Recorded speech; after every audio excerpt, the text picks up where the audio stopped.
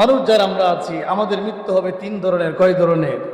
আল্লাহ বলেন, যারা নামাজ পড়ো না, যারা দিন ধর্মের উপরে চলো না, যারা আলেমদেরকে দেখে কটাক্ষ করো, যারা কোরআন মানতে চাও না, যারা নামাজ পড়তে চাও না, যারা মসজিদে যেতে চাও না, তোমরা কি ভেবেছো তোমাদের মৃত্যুটা যারা নামাজ পড়ে তাদের মতো হবে? তোমরা কি ভেবেছো যারা উড়াতে নিজেকে পরিচালিত করতে চায় তোমার মৃত্যু তার মতো হবে? তোমরা কি এটা কখনো ভেবেছো? তোমরা এটা মনে চিন্তা করো। আল্লাহ পাক বলে, না, মৃত্যু হবে তিন ধরনের। কয় ধরনের বলেন? মৃত্যু হবে তিন ধরনের। নাম্বার 1, বদকারের মৃত্যু। বলেন নাউজুবিল্লাহ। যারা নামাজ পড়ি না, যারা কোরআন পড়ি না, যারা দিন ধর্মের উপরে চলি না, যারা হুজুরদেরকে সম্মান তাজিম দেয় না, এই সমস্ত ব্যক্তিদের মৃত্যু হবে বদকারের মৃত্যু। আর 2 নম্বর মৃত্যু হচ্ছে যারা নামাজ পড়ে, যারা কোরআন পড়ে, যারা দাঁড়িয়ে রাখে, যারা সুদ খায় না, যারা ঘুষ খায় না, যারা ব্যভিচারে লিপ্ত হয় না, যারা সুযোগ পাইলে পকেটে 2 টাকা অন্যের ঢুকায় দেয় না, ঠিক না? এই ব্যক্তিগুলো হচ্ছে সৎ, এই ব্যক্তিগুলো হচ্ছে নেককার, এই ব্যক্তিগুলোর মৃত্যু হবে আরেক রকম।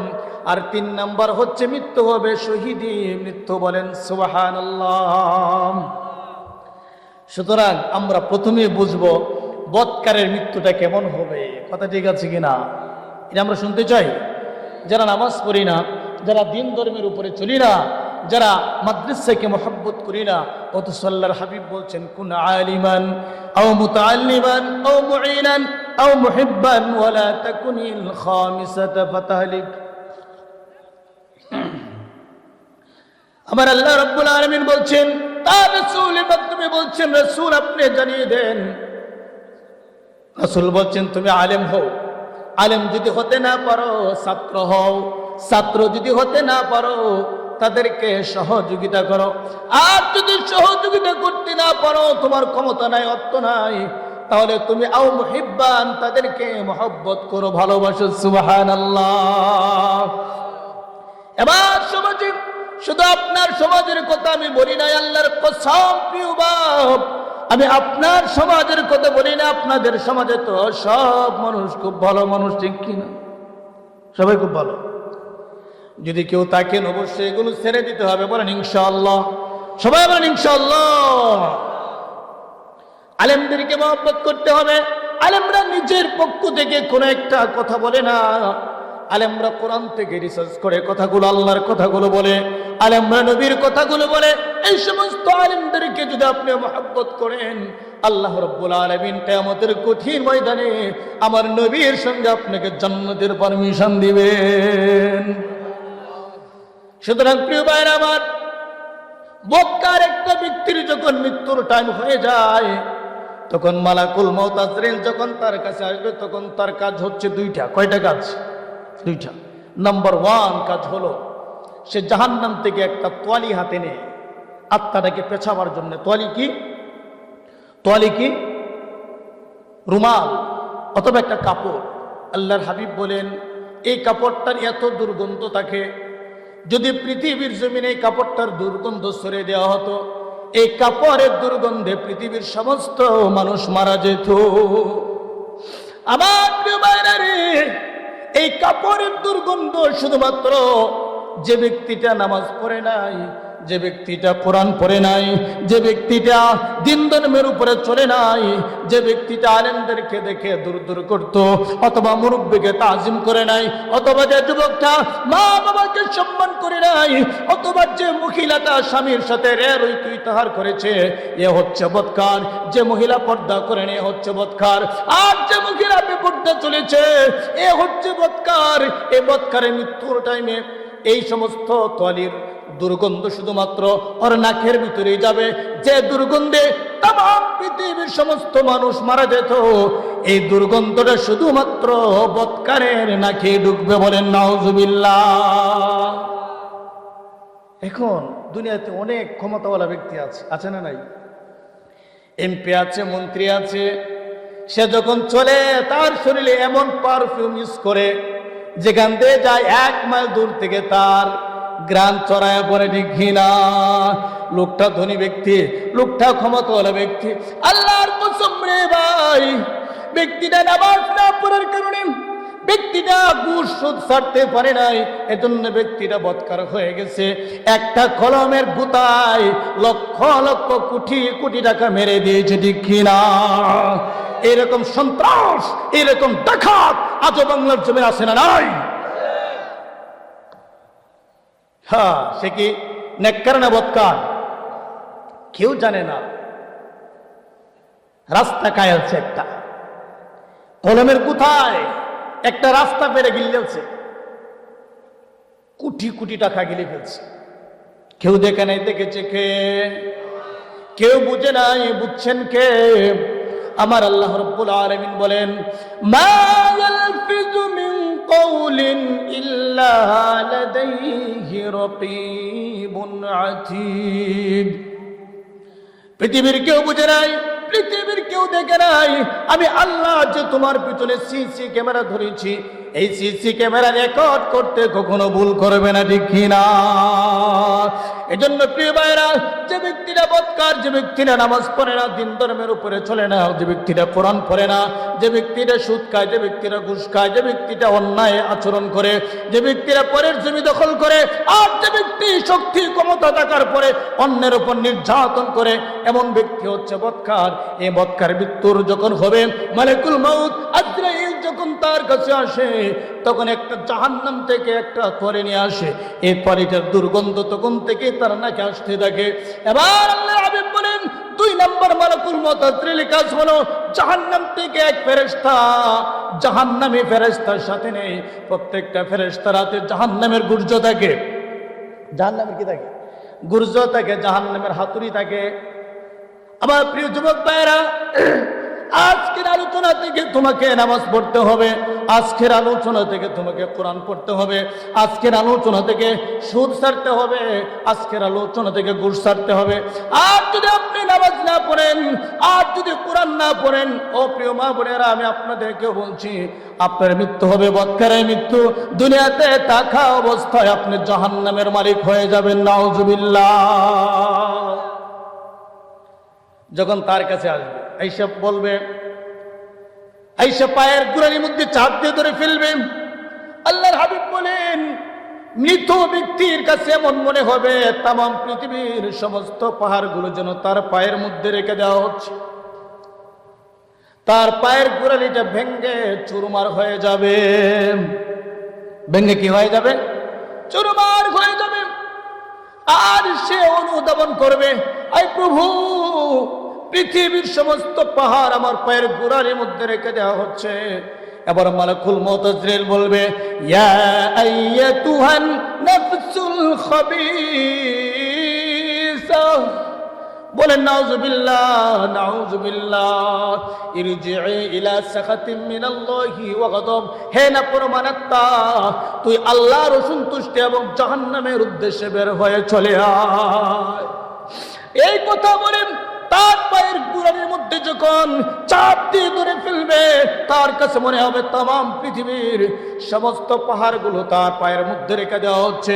এভাবে ইঞ্চি ইঞ্চি করে যখন হাঁটু পর্যন্ত উঠবে, ওই বদকার ব্যক্তির কাছে মনে হবে পায়ের তালা থেকে নিয়ে হাঁটু পর্যন্ত সমস্ত পাটা ভেঙ্গে চুরমার হয়ে গেছে। হাঁটু থেকে নিয়ে কোমর পর্যন্ত উঠবে, এবার তার কাছে মনে হবে কোমর থেকে নিয়ে পায়ের তালা পর্যন্ত সমস্ত জায়গাটা চূর্ণ বিচূর্ণ হয়ে গেছে।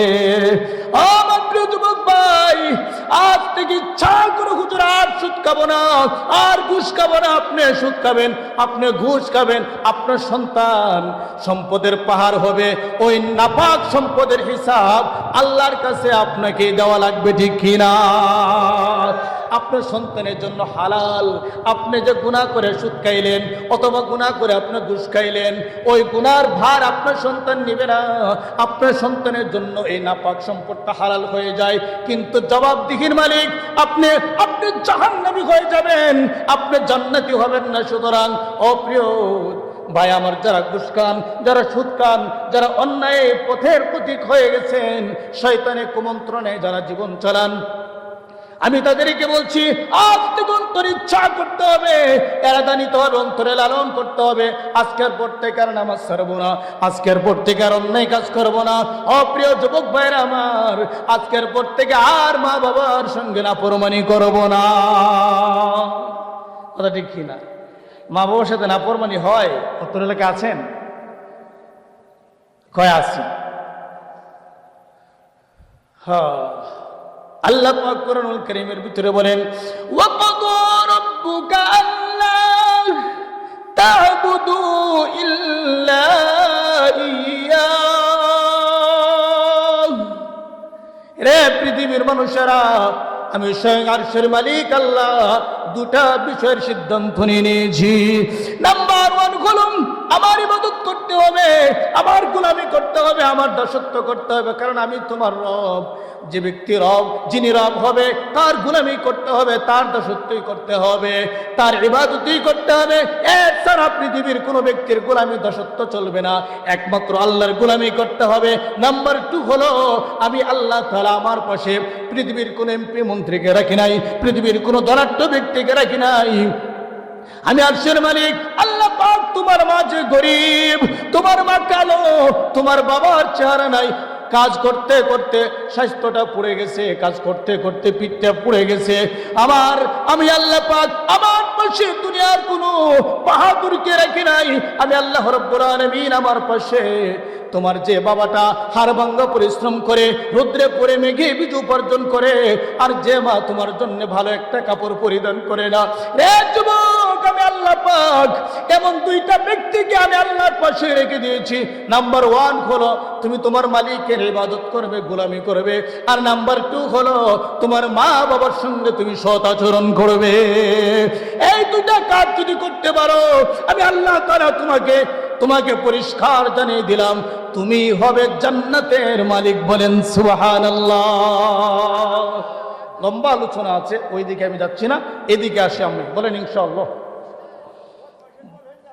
বদকার যে ব্যক্তিটা হবে, যে ব্যক্তিটা বদকার হবে, আবার তার পাশে যখন মালাকুল মউত আজরাইল চলে আসলো, তার পায়ের গোড়ালিতে ধরলো, গোড়ালি থেকে শুরু করে যখন কোমর পর্যন্ত উঠে গেছে, কোমর থেকে নিয়ে যখন সিনা পর্যন্ত উঠে যাবে, ইঞ্চি ইঞ্চি করে যখন উপরে উঠে যাবে, তার কাছে মনে হবে সারাটা শরীর চূর্ণ বিচূর্ণ হয়ে গেছে। আল্লাহ পাক বলবেন, কাল্লা ইযা বালাগাতিত তারাকিয়া ওয়া কিলা মান রাক ওয়া যান্না আন্নাহু ফিরাক। প্রিয় ভাইরা আমার, গভীর মনোযোগ দিয়ে শুনেন। আল্লাহ পাক বলবেন, রে কর্মী, তুমি নেতার কর্মী ছিলে, এবার তোমার নেতা তোমাকে বাঁচাতে পারে কিনা একটু চিন্তা করো, একটু ডাকাডাকি করো। নেতার পিছে ঘুরতে গিয়ে তুমি আসরের নামাজ পড়ো নাই, জোহরের নামাজ পড়ো নাই, ঠিক কিনা? আল্লাহ পাক তিরস্কার করে বলবেন, ওয়াযান্না আন্নাহুল ফিরাক। নেতাকে বলবে, তোমার কর্মীকে ডাকাডাকি করো, তোমার তো অনেক কর্মী ছিল, ওই সমস্ত কর্মীদেরকে দেখো তোমার কর্মী তোমাকে বাঁচাতে পারে কিনা। আল্লাহ পাক তিরস্কার করে নেতাকে কথা বলবে, আর কর্মীদেরকেও তিনি বলবেন, তোমার নেতাকে তুমি দেখো, দেখি তোমাকে বাঁচাতে পারে কিনা। আল্লাহর কসম, আল্লাহ পাক যখন তিরস্কার করে বলবেন, ব্যক্তিটা তো জাহান্নামী, ব্যক্তিটার আরো কষ্ট বেড়ে যাবে, আরো কষ্ট বেড়ে যাবে। এবার পৃথিবীর জমিনে প্রত্যেকটা সমাজে এমন ব্যক্তি আছে যারা আল্লাহকে মানতে চায় না। কিছু কিছু মানুষ আছে যারা পীরের উপর নির্ভর করে দিন কাটায়, মাস কাটায়, বৎসর কাটায়, ঠিক কিনা? জীবন কাটায়, বন্ডদের পিছনে সময় কাটায়, এরকম আছে কিনা বলেন? আল্লাহ পাক বলবেন, তোমার বাবা তোমাকে বাঁচাতে পারে কিনা? যারা তোমাকে চার ফুট দিয়ে যাচ্ছিল বাঁচিয়ে দিবে, এবার তুমি তোমার বাবাকে ডাকো, যে তোমাকে বলেছিল নামাজ লাগবে না, কোরআন লাগবে না, তোর বাবাই তো যথেষ্ট তোকে জাহান্নাম থেকে বাঁচাবার জন্যে, তোর বাবাই তো যথেষ্ট তোকে জান্নাতে পৌঁছে দেওয়ার জন্য। আজকে তোর ওই বাবা কোথায়? যখন আল্লাহ পাক তিরস্কার করে কথাগুলো বলবেন, ওই ব্যক্তিটা লজ্জিত হয়ে যাবে, আর কোনো দিকে তাকাবে না। এবার বলবে ওয়ালতাফাতিস সাকু বিসাক, পায়ের গোড়ালি সোজা করে ফেলবে। এতক্ষণ পর্যন্ত নারায় করছে, ঠিক আছে, আবার কি করছে? পায়ের গোড়ালি সোজা করে ফেলেছে। সে বুঝতে পেরেছে, যদি নেতা হয় বুঝছি আমার কর্মীরা আমাকে আজকে বাঁচাতে পারলো না, আর বাঁচাতে পারবেও না। যদি পীরের সাকৃত হয় তাহলে সে বুঝবে আমার পীরও আমাকে বাঁচাতে পারে নাই। যদি ধনাঢ্য ব্যক্তি হয় সে বুঝবে আমার ধন সম্পদ আজকে আমাকে রক্ষা করতে পারে নাই। আর যদি ক্ষমতাওয়ালা রাজনৈতিক ব্যক্তি হয় সে বুঝবে আজকে আমার ক্ষমতা, আমার রাজনীতি আমাকে বাঁচাতে পারে নাই। সুতরাং আমার পা সোজা ছাড়ার কোনো উপায় নাই, ঠিক কিনা? সে পাগুলো সোজা করে ফেলবে আর আল্লাহর দিকে তাকায় বলবে, আয় রব্বি করিম, আয় আল্লাহ তুমি আমাকে নিয়ে নাও। আমি পরিষ্কার বুঝতে পেরেছি পৃথিবীর জমিনে তাকার অধিকার আর নাই। আমার আল্লাহ পাক বলেন, আমি তোমাকে সৃজন করেছি আমার ইবাদতের জন্য। ওমা খালাকতুল জিন্না ওয়াল ইনসা ইল্লা লিয়াবুদুন। আমার আল্লাহ রাব্বুল আলামিন বলেন, পৃথিবীর প্রত্যেকটা মানুষকে, পৃথিবীর প্রতিটা মানুষকে, ও ছেলে, ও বাবা, ও ভাতিজা, ও চাচা, ও পৃথিবীর প্রত্যেকটা সেক্টরের মানুষ, আমি তোমাকে সৃজন করেছি। তুমি মানুষ মানে আমি তোমাকে সৃষ্টি করেছি একমাত্র আমার গোলামি দাসত্ব করার জন্য, দেখি না? আয় আল্লাহ, তুমি যে উদ্দেশ্য নিয়ে আমাকে সৃজন করেছিলে, যে উদ্দেশ্য নিয়ে আমাকে সৃষ্টি করেছে, সে উদ্দেশ্য আমি হাসিল করতে পারি নাই, আমি সোজা করে ফেললাম। আয় আল্লাহ তুমি আমার জান থেকে নিয়ে নাও। এবার মালাকুল মউত আজরাইল তিনি যে অবস্থাটা করবেন, খেয়াল করে কথাগুলো শুনেন, তিনি তার আগুনের হাতটা মুখ দিয়ে ঢুকায় দিবে। বলেন নাউজুবিল্লাহ। চিৎকার করতে থাকবেন, ডান দিকে তাকাবে, সামনের দিকে তাকাবে, বাম দিকে তাকাবে, উপর দিকে তাকাবে। মনে আছে মালাকুল মউত ফেরেশতা দুইটা কাজ করেছিল আসার সময়। নাম্বার 1 হলো একটা তলি হাতে নিয়েছিল, আর 2 নাম্বার হলো জাহান্নামের একদল ফেরেশতা তার সাথে নিয়েছিল, ঠিক কিনা? আর প্রত্যেকটা ফেরেশতার হাতে জাহান্নামের গুর্জ, প্রত্যেকটা ফেরেশতার চোখ থেকে আগুনের লুক্কা বের হচ্ছে। এভাবে যখন চিৎকার করছে আর যেদিকেই তাকায় দেখতে পাই, হাই হাই হাই হাই, আমি কোন দিকে যাব? আমি যদি ডান দিকে তাকাই সেখানে আমি আমার নেতা কর্মীকে দেখতে পাই না, আমি যদি সামনের দিকে তাকাই সেখানে আমার আত্মীয় স্বজন কেউ নাই, আমি সুদ খেয়েছিলাম, আমি ঘুষ খেয়েছিলাম আমার সন্তানের জন্য, আজকে দেখা যায় আমার সন্তান সামনে নাই। আমি নামাজ ছেড়ে দুনিয়ার পথে আমি চলতাম, আজ দিকে আমার সামনে কেউ নাই, কেউ নাই, সব দেখা যায় জাহান্নামী ফেরেশতা। প্রত্যেকের হাতে লাঠি, প্রত্যেকের হাতে জাহান্নামী গুরুজ। আমার প্রিয় ভাইরা, এই দৃশ্যটা দেখার পরে সে আশ্চর্য হয়ে যাবে। আজকে যাদের মুখগুলো দেখতে পাচ্ছি, এই মুখগুলো আমি পৃথিবীর জমিনে থাকা অবস্থায় কোনোদিন দেখি নাই। আর আফসোস করবে, আফসোস করবে, আর বলবে রব্বি করিম কি করলাম, কিন্তু তখন কোনো কাজ হবে না। আমার প্রিয় বাচ্চান, আজকের দিনে তওবা করতে হবে। যদি তওবা করতে পারো, প্রভু গো, জীবনে যত ভুল করেছি, জীবনে যত অন্যায় করেছি, জীবনে যত নামাজ ছেড়েছি, আর নামাজ ছাড়বো না, আর কোরআন ছাড়বো না, আর বাকি জীবনটাকে দিন ধর্মের উপরে চালাবো। আল্লাহ পাক পিছনে যত নামাজ ছেড়েছো, যত কোরআন ছেড়েছো, যত দিন ধর্মের উপরে অন্যায় করেছো, আল্লাহ রাব্বুল আলামিন সমস্ত গুনাহগুলোকে ক্ষমা করবে। শুধু তাই না, ক্ষমা সমস্ত গুনাহগুলোকে নেকিতে পরিবর্তন করে দিবে। সুবহানাল্লাহ। অন্তরটা লালন করতে হবে। আয় আল্লাহ, জীবনে তো দেখেছি অনেক ভুল করছি, কথা ঠিক আছে কিনা? এটা করা যাবে? অন্তরটা লালন করা যায়? আচ্ছা, এটা কি বিশ্বাস হয়? এই যে কথাগুলো বলছি, এটি বিশ্বাসযোগ্য না বিশ্বাসযোগ্য না? তাহলে আপনি তো একজন জ্ঞানী মানুষ, আপনি কি আপনার নিজের ইচ্ছা মতো কি মনটা চায় জাহান্নামে যেতে? আপনার যদি এটা ইচ্ছা না হয়, একজন জ্ঞানী ব্যক্তি সে তো আগুনে পা দিতে পারে না। একজন জ্ঞানী মানুষ সে তো ইচ্ছা করে জাহান্নামের গর্তে যেতে পারে না। পৃথিবীর সমস্ত মানুষের কথা যতটুকু সত্য তার চাইতে লাখো কোটি গুণ সত্য হচ্ছে আমার আরশের মালিকের কথা। কথা ঠিক কিনা? সে মালিক বলেছেন, যারা নামাজ পড়বে না, যারা কোরআন পড়বে না, যাদের নিজের জীবনটাকে নবীর আদর্শবান করবে না, তারা হচ্ছে বদকার। তারা হচ্ছে কি? বদকার। এবার বদকারের আত্মাটা নেবার জন্য মালাকুল মউত আজরাইল তার আগুনের হাতটা মুখ দিয়ে ঢুকায় দিবে। ঢুকায় দিয়ে বের করবে। বের করার পরে এই যে নাপাক একটা তলি আনছিল, মনে আছে?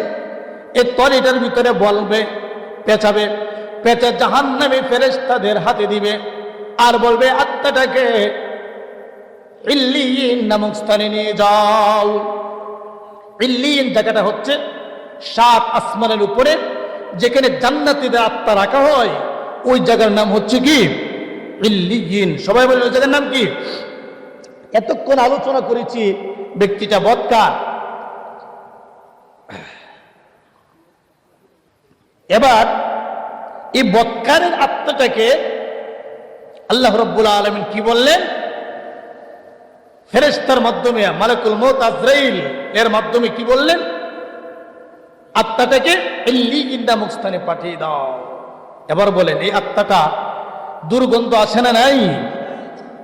ফেরেশতা প্রথম আসমানে উঠতে যাবে। প্রথম আসমানে প্রহরীরা বলবে, রে ভাই ফেরেশতা, তোমার হাতে কি?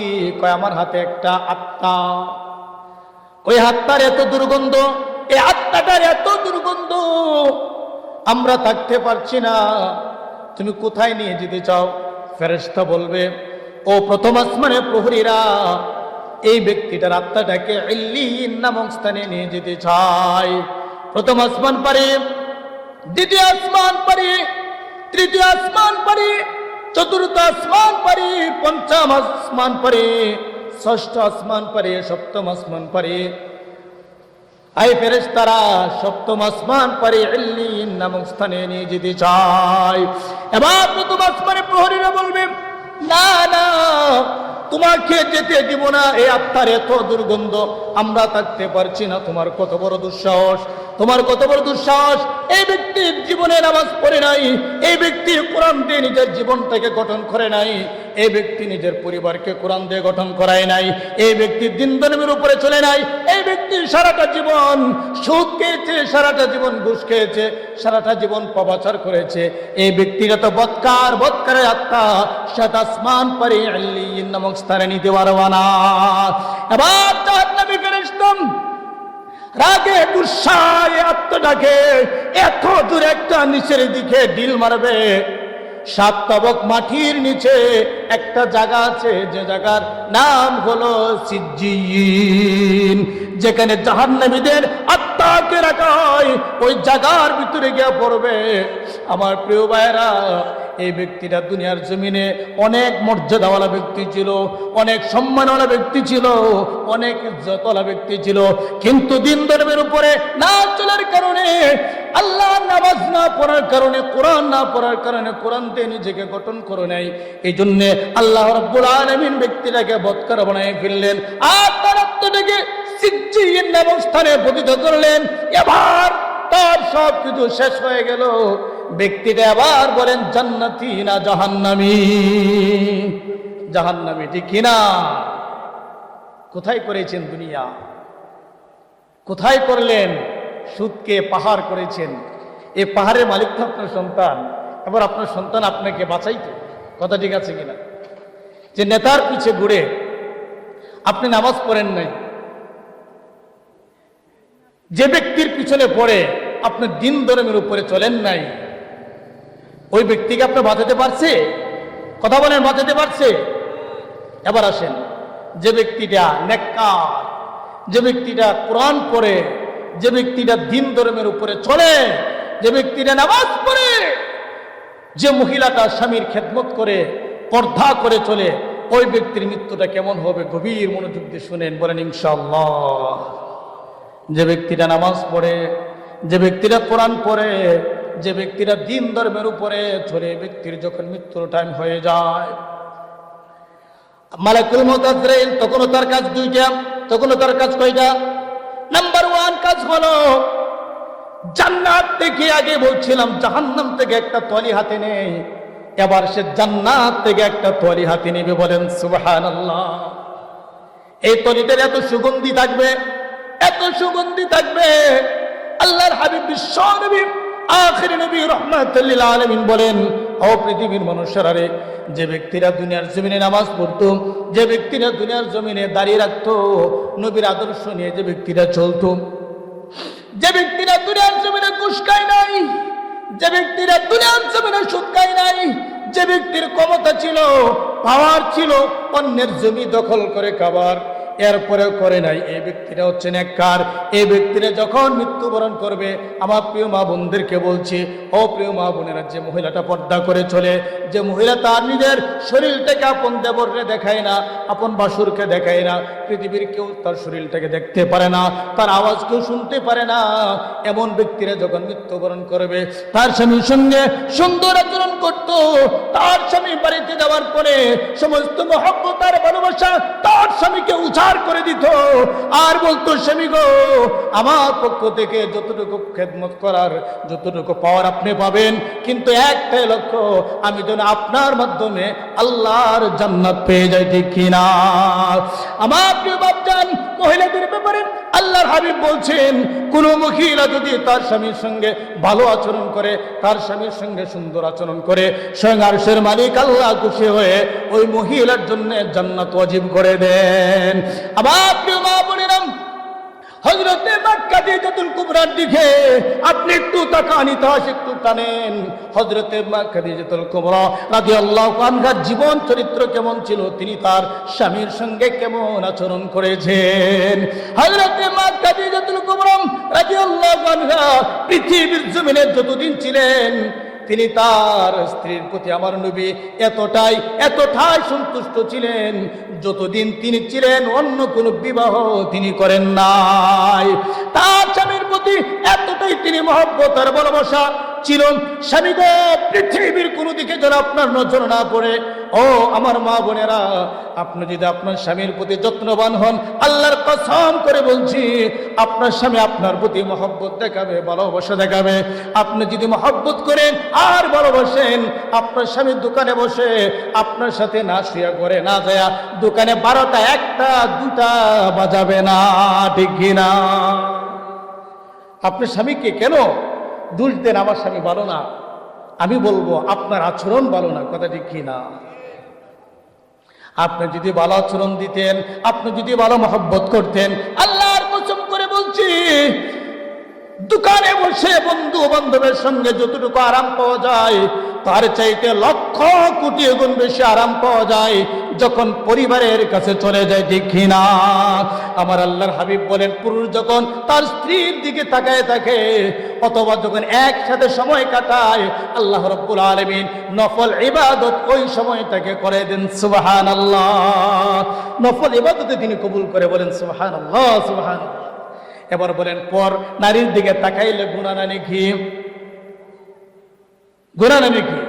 গুনাহ। আর নিজের স্ত্রীর সঙ্গে যখন সময় কাটাবেন, তাকাবেন, আমার আল্লাহ রাব্বুল আলামিন ওই সময়টাকে নেকিতে পরিবর্তন করে দেন।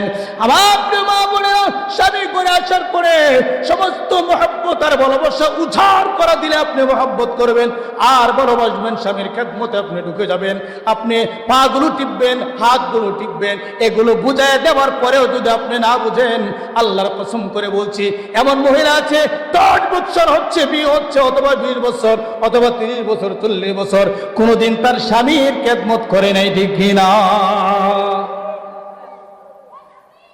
এরা হচ্ছে বদকার মহিলা। এরা হচ্ছে কি মহিলা? বদকার। আমার প্রিয় বাপজান, আপনার স্বামী স্ত্রীরা, অপ্রিয় স্ত্রীর স্বামীরা, আপনি স্ত্রীর প্রতি যত্নবান হবেন আর স্ত্রীরাও স্বামীর প্রতি যত্নবান হবে। এই দাম্পত্য জীবনটা যদি সুখীময় করতে পারো, আল্লাহর কসম করে বলছি, এই দাম্পত্য জীবনটাই তোমাকে আল্লাহর জান্নাত পর্যন্ত পৌঁছায়া দিবে। আর আমরা যদি ভালো হই আমাদের সমাজটা ভালো হয়ে যাবে, ঠিক কি না? আমাদের মা বাবা যদি ভালো হয় তাহলে সন্তান ভালো হবে কিনা বলেন? গাছ যদি ভালো হয় ফল ভালো হবে। গাছ ভালো যার গোটা ভালো, গায়ে ভালো তার ঘি। গাছ ভালো যার গোটা ভালো, গায়ে ভালো তার ঘি। বাপ ভালো যার পোলা ভালো, মা ভালো তার যেটি ঘিনা। আপনি যদি নামাজি হন, আপনি যদি কোরআনওয়ালা হন, আপনি সন্তানের মা, তুমি যদি নামাজি হও, তুমি যদি কোরআনওয়ালা হও, আল্লাহর কসম করে বলছি এই গর্ভ থেকে যতগুলো সন্তান ডেলিভারি হবে প্রত্যেকটা সন্তান হবে কোরআনওয়ালা, প্রত্যেকটা সন্তান হবে নামাজিওয়ালা, ঠিক কিনা? সমাজে এমন বাবার অভাব নাই, অভাব নাই, এমন বাবার অভাব নাই। যদি 50টা করে আমি আনাগোনা করি তাহলে পরিষ্কার বুঝতে পারবো 20টা করে এমন আছে যে সন্তান পুরো বাবাকে বাবা বলে দেখতে পারে না, ঠিক কিনা? বাবার সঙ্গে রে রুই তুই তার করে, মার সঙ্গে রে রুই তুই তার করে। আমার প্রিয় বাপজান, এটা সন্তানের দোষ নয়। সবাই বলে সন্তানের দোষ, আমি বলি না না, সন্তানের দোষের আগে তোমার নিজেকে সংশোধন করো। আমি যদি নামাজ পড়তাম, আমি যদি কোরআন পড়তাম, আরে অবস্থায় যে সন্তানটা গর্বে আসবে, ও সন্তানের মা আমি তোমাকে বলছি, তুমি যদি নামাজ পড়তে আর যদি কোরআন পড়তে, আরে অবস্থায় যে সন্তানটাকে তুমি গর্বে রেখেছো, এই সন্তানটা পেটের ভিতরে থাকা অবস্থায় যদি বুঝতো আর জানতো আমার মা কোরআন পড়ে নামাজ পড়ে, আমার মা পর্দায় থাকে, স্বামীর সঙ্গে ভালো আচরণ করে, আমার মা হচ্ছে নেককার মহিলা, আল্লাহর কসম এই সন্তানটা পৃথিবীতে আসার পরে কোনোদিন বাবার চোখের দিকে চোখ তাকায়া, চোখ রাঙ্গায়া কোনোদিন কথা বলতো না, ঠিক কিনা?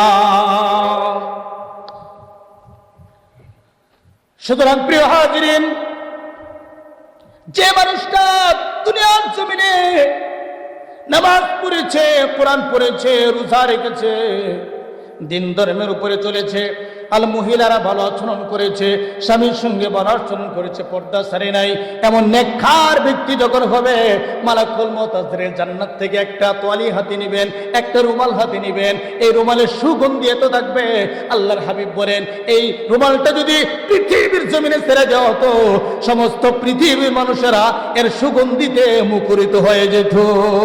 এই তোয়ালির সুগন্ধি শুধুমাত্র যে ব্যক্তিটা নিথ, তার হায়াত শেষ হয়ে গেছে, যাকে জান কবজ করা হবে, তার নাকের ভিতরে যাবে আর সে অনুধাবন করবে এই সুগন্ধি তো আমি কোনোদিন নাকে আনি নাই, এই সুগন্ধি কোথায় থেকে আসছে।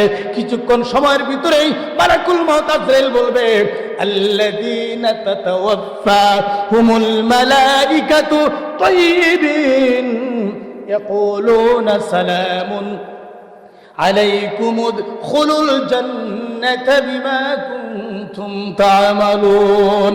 আমার আল্লাহ রাব্বুল আলামিন বলেন মালাকুল মউত আজরাইল যে ব্যক্তিরা দুনিয়ার জমিনে দিন ধর্মের উপরে চলেছে, নামাজ পড়েছে, কোরআন পড়েছে, এমন ব্যক্তির কাছে যখন আসবে তখন প্রথমে এসে বলবে সালাম, তাকে সালাম দিবে। বলেন সুবহানাল্লাহ, জোরে বলেন সুবহানাল্লাহ।